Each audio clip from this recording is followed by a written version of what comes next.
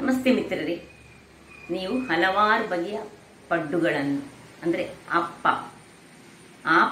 ಅಪ್ಪಗಳನ್ನು ತಿಂದಿರುವಿರಿ. ಗೋಧಿಯಿಂದ ಮಾಡ್ತೇವೆ, ಅಕ್ಕಿಯಿಂದ ಮಾಡ್ತೇವೆ. ಅದು ಸಹ ಗಣಪನಿಗೆ ಬಹಳ ಇಷ್ಟವಾದುದು, ಗೋಧಿಯಿಂದ ಮಾಡಿದಂತಹ. ಇವತ್ತು ನಾನು ನುಗ್ಗೆ ಸೊಪ್ಪನ್ನು ಬಳಸಿ ಬಹಳ ಒಂದು ಆರೋಗ್ಯಕರವಾದ ಅಪ್ಪವನ್ನು ಮಾಡಿದ್ದೇನೆ. ಬಹಳ ಟೇಸ್ಟಿಯಾಗಿ ಬರ್ತದೆ ಮತ್ತು ಆರೋಗ್ಯಕ್ಕೂ ಉತ್ತಮ.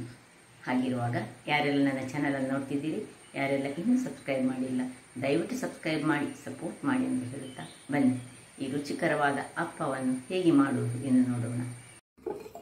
ನಮಸ್ತೆ ಮಿತ್ರರೇ, ಇಲ್ಲಿ ನೋಡಿ, ಇವತ್ತು ಒಂದು ಪಡ್ಡು ತಯಾರಿಸ್ತಿದ್ದೇನೆ. ಈ ನುಗ್ಗೆ ಸೊಪ್ಪನ್ನು ಬಳಸಿ.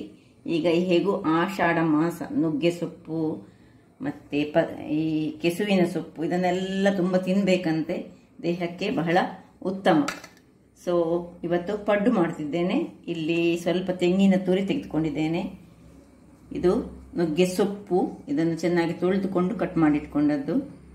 ಇನ್ನು ಇದು ಸ್ವಲ್ಪ ಬೆಲ್ಲ, ಇದು ಆಪ್ಷನಲ್, ಬೇಕಿದ್ರೆ ಹಾಕೊಳ್ಬೋದು. ಒಂದು ಕೆಂಪು ಮೆಣಸು, ಒಂದು ಗ್ರೀನ್ ಚಿಲ್ಲಿ, ಮತ್ತೆ ಇಲ್ಲಿ ಒಂದು 4 ಗಂಟೆಗಳ ಕಾಲ ನೆನೆಸಿಟ್ಟಂತಹ 2 ಗಂಟೆ ಸಹ ಸಾಕಾಗ್ತದೆ ಬೆಳ್ತಿಗೆ ಅಕ್ಕಿ, ರಾ ರೈಸ್ ಯಾವುದು ಸಾಕ್ತದೆ.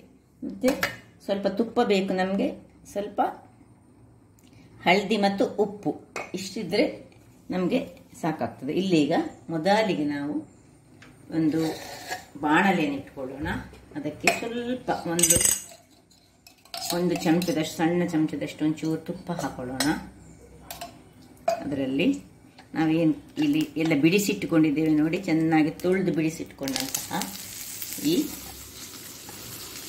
ನುಗ್ಗೆ ಸೊಪ್ಪನ್ನು ಇದರಲ್ಲಿ ನೋಡಿ, ಹೀಗೆ ಕಡ್ಡಿ ಎಲ್ಲ ಒಂದು ಸಹ ಇರಬಾರ್ದು, ಕಡ್ಡಿ ಇರದ ಹಾಗೆ ನೋಡಬೇಕು. ಮೊದಲಿನ ದಿವಸ ಇದನ್ನು ಚೆನ್ನಾಗಿ ಬಿಡಿಸಿಟ್ಟು ಒಂದು ಬಟ್ಟೆಯಲ್ಲಿ ಹಾಕಿಟ್ರೆ ಎಲ್ಲ ಕಡ್ಡಿಗಳು ಅದರ ಅಡಿಯಲ್ಲಿ ನಿಲ್ತದೆ. ಅದರಿಂದಾಗಿ ಇಲ್ಲಿ ಹಾಕೊಳ್ಳೋಣ. ಇದನ್ನು ಸ್ವಲ್ಪ ಒಳ್ಳೆ ಇದರಲ್ಲಿ ಫ್ರೈ ಆಗಬೇಕು. ಫ್ರೈ ಹೇಳಿದರೆ ಡ್ರೈ ಫ್ರೈ ಅಲ್ಲ, ಸ್ವಲ್ಪ ತುಪ್ಪದಲ್ಲಿ ಬಾಡಬೇಕು ಅಷ್ಟೇ. ಸಣ್ಣ ಉರಿ ಇಟ್ಟು ಮಾಡಿಕೊಂಡ್ರೆ ಆಯಿತು. ಈಗ ಇದಕ್ಕೆ ಬೇಕಿದ್ರೆ ಇದು ಮಕ್ಕಳಿಗೆಲ್ಲ ಕೊಡೋದಾದ ಕಾಯಿ ಮೆಣಸು ಹಾಕಬೇಡಿ. ನಾವು ನೋಡಿ, ಇದನ್ನು ಹೀಗೆ ಒಂದೊಂದು ಸಣ್ಣದು ಬಂದರೆ ಇದನ್ನು ತೆಗೀರಿ, ಇಲ್ಲದಿದ್ದರೆ ಆದರೆ ಕಡ್ಡಿ ಇರಬಾರ್ದು. ಕಡ್ಡಿ ಇದ್ದರೆ ಅದು ಸ್ವಲ್ಪ ತಿನ್ನುವಾಗ ಇದಾಗ್ತದೆ. ಒಳ್ಳೆ ಫ್ರೈ ಮಾಡಿ ಈಗ ಇದರಲ್ಲಿ ಇದಕ್ಕೆ ಸಣ್ಣ ಸಣ್ಣದಾಗಿ ಇದನ್ನು ಹೆಚ್ಚಿಟ್ಟುಕೊಂಡು ಹಾಕ್ತೇನೆ. ಇಲ್ಲಿ ಮೆಣಸನ್ನು ಹಾಕೊಳ್ತಿದ್ದೇನೆ ನೋಡಿ, ಸಣ್ಣ ಸಣ್ಣದಾಗಿ ಹೆಚ್ಚಿಟ್ಟಂಥ ಮೆಣಸು, ಸ್ವಲ್ಪ ತೆಂಗಿನ ತುರಿ, 1 ಚಮಚದಷ್ಟು ತೆಂಗಿನ ತುರಿ ಸಾಕು ಇಷ್ಟೇ. ಇನ್ನು ಬೆಲ್ಲ, ಸ್ವಲ್ಪ 1 ಚಮಚದಷ್ಟು ಬೆಲ್ಲ. ಇದರಲ್ಲಿ ಯಾವುದು ಬೇಡ ನೀವು ಅದನ್ನು ತೆಗೆದುಕೊಳ್ಬೋದು, ಬೇಕಿದ್ರೆ ಮಾತ್ರ ಹಾಕೊಳ್ಳಿ. ಯಾಕೆ ಹೇಳಿದರೆ ಸ್ವಲ್ಪ ಬೆಲ್ಲ ಹಾಕಿದರೆ ಈ ಒಂದು ನುಗ್ಗೆ ಸೊಪ್ಪಿಗೆ ಒಂದು ಟೇಸ್ಟ್ ಒಂದು ಬೇರೆ ಬರ್ತದೆ. ಸೊ ಇಷ್ಟನ್ನು ಚೆನ್ನಾಗಿ ಹೀಗೆ ಒಳ್ಳೆ ಇದರಲ್ಲಿ ಬಾಡಿಸಿಕೊಂಡು ಇಟ್ಟುಕೊಂಡ್ರೆ ಆಯಿತು, ಸಾಕು. ಇಷ್ಟ ಆಗುವಾಗ ಆಫ್ ಮಾಡ್ಕೊಳ್ಳೋಣ. ವೀಕ್ಷಕರೇ ನೋಡಿ, ಇಲ್ಲಿ ಇದು ತಣ್ಣಗಾಗಲಿ. ಈಗ ಇಲ್ಲಿ ನಾವು ಒಂದು ಮಿಕ್ಸಿ ಜಾರನ್ನು ತೆಗೆದುಕೊಳ್ಳೋಣ. ಅದರಲ್ಲಿ ಒಂದು ಅಕ್ಕಿ, ನೆನೆಸಿಟ್ಟಂತಹ ಅಕ್ಕಿ, ತುಂಬ ರುಚಿಕರವಾಗಿ ಬರ್ತದೆ ಮತ್ತು ಆರೋಗ್ಯದಾಯಕ ಸಹ. ಸ್ವಲ್ಪ 1-2-3 ಚಮಚಗಳಷ್ಟು ತೆಂಗಿನ ತುರಿ, ಒಂದು ಸಣ್ಣ ತುಂಡು ಬೆಲ್ಲ ಅದಕ್ಕೆ ಸಹ ಹಾಕೊಂಡಿದ್ದೇವೆ ನಾವು. ಮತ್ತೆ ಇದು ಸಹ ಆಪ್ಷನಲ್, ಬೇಕಿದ್ರೆ ಹಾಕೊಳ್ಳಿ. ಒಂದು ಮೆಣಸು ಮತ್ತು ಸ್ವಲ್ಪ ಇದಕ್ಕೆ ರುಚಿಗೆ ತಕ್ಕಷ್ಟು ಉಪ್ಪನ್ನು ಹಾಕೊಂಡು ನಾವು ಇದನ್ನು ಗ್ರೈಂಡ್ ಮಾಡ್ಕೊಳ್ಳೋಣ. ಸ್ವಲ್ಪ ನೀರು ಹಾಕ್ತೇನೆ. ವೀಕ್ಷಕರೇ, ಇಲ್ಲಿ ನೋಡಿ, ಇದು ರೆಡಿಯಾಗಿ ಬಂತು ನೋಡಿ. ಇಷ್ಟಾಗಿ ಗ್ರೈಂಡ್ ಆಗಬೇಕು. ಇದನ್ನು ಒಂದು ಬೌಲಿಗೆ ಟ್ರಾನ್ಸ್ಫರ್ ಮಾಡ್ತಿದ್ದೇನೆ. ಇನ್ನು ನೀರೇನು ಸೇರಿಸೋದು ಬೇಡ, ನಮಗೆ ಸ್ವಲ್ಪ ಗಟ್ಟಿಯಲ್ಲೇ ಬೇಕು. ತೆಂಗಿನ ತುರಿ ಉಂಟು, ಉಪ್ಪುಂಟು, ಮೆಣಸು, ಅದರೊಟ್ಟಿಗೆ ಅಕ್ಕಿ. ಸೊ ಈ ಹಿಟ್ಟೇ ತುಂಬ ರುಚಿಕರವಾಗಿ ಬರ್ತದೆ. ಈಗ ಇದಕ್ಕೆ ನಾವು ಈ ಒಂದು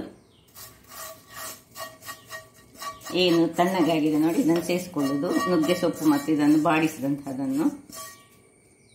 ಇನ್ನು ಇದಕ್ಕೆ ಸ್ವಲ್ಪ ಒಂದು ಪಿಂಚ್ ಹಳದಿಯ ಪೌಡರ್ ಹಾಕೊಳ್ಳೋಣ.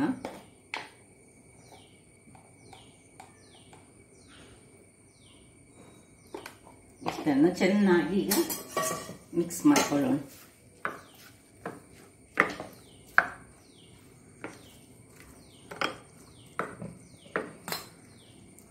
ಆಯ್ತು, ಹಿಟ್ಟು ರೆಡಿ ಆಯಿತು. ಈಗ ಇಲ್ಲಿ ಬೇಕಿದ್ರೆ ಈಗೀಗಲೇ ಮಾಡೋದ್ರಿಂದಾಗಿ ನಾವು ಪಡ್ಡು ಮಾಡೋದಲ್ಲ, ಒಂದು 1/4 ಸ್ಪೂನ್ನಷ್ಟು, ತುಂಬ ಬೇಡ, ಒಂದು ಚೂರು ನೋಡಿ, ಒಂದು ಪಿಂಚ್ ಅಂತ ಹೇಳ್ಬೋದು, ಸ್ವಲ್ಪ ಅಡಿಗೆ ಸೋಡಾ ಹಾಕ್ತಿದ್ದೆ ನಾನು. ಇದು ಆಪ್ಷನಲ್, ಬೇಕಿದ್ರೆ ಹಾಕೊಳ್ಳಿ, ಬೇಡದಿದ್ರೆ ಬಿಡ್ಬೋದು. ಇಷ್ಟಾಯ್ತಲ್ಲ. ಇಲ್ಲಿ ನೋಡಿ ಪಡ್ಡುವಿನ ಇದನ್ನು ನಾನು ಬಿಸಿ ಆಗಲಿಕ್ಕೆ ಇಟ್ಕೊಂಡಿದ್ದೇನೆ. ಇನ್ನು ಇದಕ್ಕೆ ಇದರ ಎಲ್ಲ ಹೋಲ್ಗಳಿಗೆ ಸ್ವಲ್ಪ ತುಪ್ಪವನ್ನು ಹಾಕೊಳ್ಳೋಣ.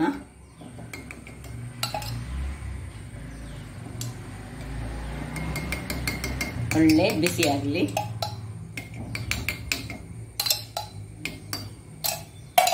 ಇನ್ನು ಇದನ್ನು ಚೆನ್ನಾಗಿ ಕಲಡಿಸಿಕೊಂಡು ನೋಡಿ, ಹಿಟ್ಟು ಇಷ್ಟು ದಪ್ಪ ಇದ್ರೆ ಸಾಕು, ತುಂಬ ನೀರು ಸಾಕಬಾರ್ದು, ತುಂಬ ದಪ್ಪ ಸಹ ಆಗಬಾರ್ದು. ಈಗ ಒಂದೊಂದಾಗಿ ಇದಕ್ಕೆ ಹಾಕೊಳ್ಳೋಣ.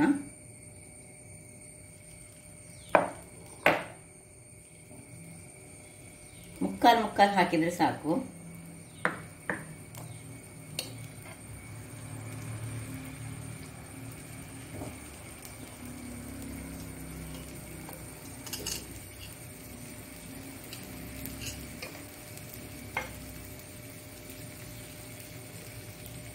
ಹಾಕೊಂಡು ಈಗ ಇದನ್ನು ಮುಚ್ಚಳವನ್ನು ಮುಚ್ಚಿಕೊಂಡು ಬೇಯಿಸಿಕೊಳ್ಳೋಣ. ವೀಕ್ಷಕರೇ, ಇಲ್ಲಿ ನೋಡಿ, ಹದ ಉರಿಯಲ್ಲಿ 5 ನಿಮಿಷಗಳ ಕಾಲ ನಾನು ಬೇಯಿಸ್ಕೊಂಡಿದ್ದೇನೆ. ಈಗ ಇದನ್ನು ಅಡಿಮೇಲ್ ಮಾಡ್ಕೊಳ್ಳೋಣ. ನೋಡಿ, ಎಲ್ಲ ಹೀಗೆ ಒಳ್ಳೆ ಕ್ರಿಸ್ಪಿಯಾಗಿ ಬರ್ತದೆ ತಿನ್ನಲಿಕ್ಕೆ.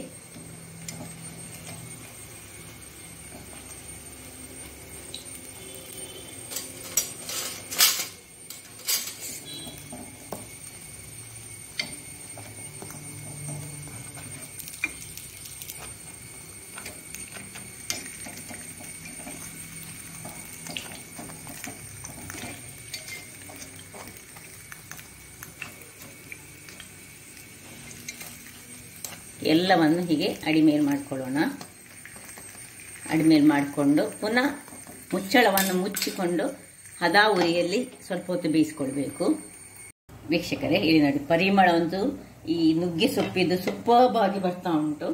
ಈಗ ಒಮ್ಮೆ ಚೆಕ್ ಮಾಡ್ಕೊಳ್ಬೇಕು ನಾವು. ಹೀಗೆ ಮಾಡಿ ಹೀಗೆ ಅದು ಹಿಡಿದುಕೊಳ್ಳದಿದ್ದರೆ ನೋಡಿ ಆಯ್ತಂತೇಳಿ ಅರ್ಥ.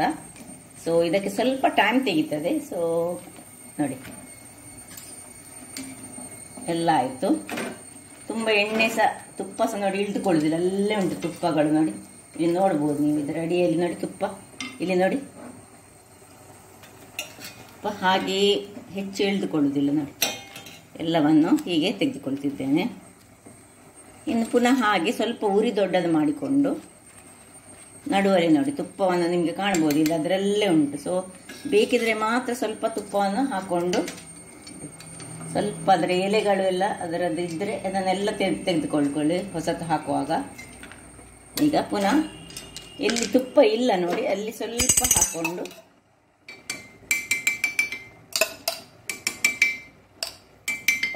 ಇದನ್ನು ಹಾಕೊಳ್ಳೋಣ. ನೋಡಿ,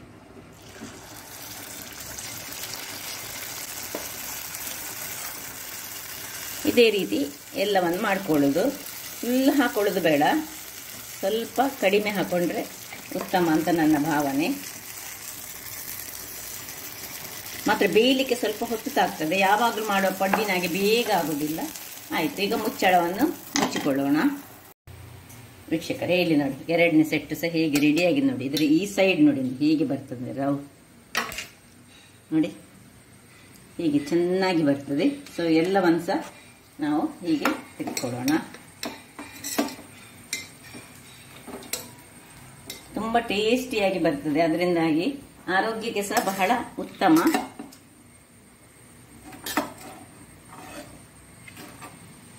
ನೋಡಿದ್ರಲ್ಲ ವೀಕ್ಷಕರೇ, ಬೇಕಿದ್ರೆ ಒಂದೊಂದು ಬೇಕಿದ್ರೆ ಕಟ್ ಮಾಡಿ ಸಹ ತೋರಿಸ್ಕೊಳ್ಬೋದು.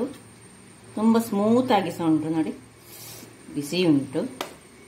ಸೊ ಆಗ ಅದನ್ನು ಕಟ್ ಮಾಡುವ. ಹೇಗೆ ಇದರ ಒಳಗೆ ಹೇಗೆ ಬಂದಿದೆ ನೋಡಿ, ರುಚಿಕರವಾದ ನುಗ್ಗೆ ಸೊಪ್ಪಿನಿಂದ ಮಾಡಿದಂತಹ ಪಡ್ಡು ರೆಡಿಯಾಗಿದೆ.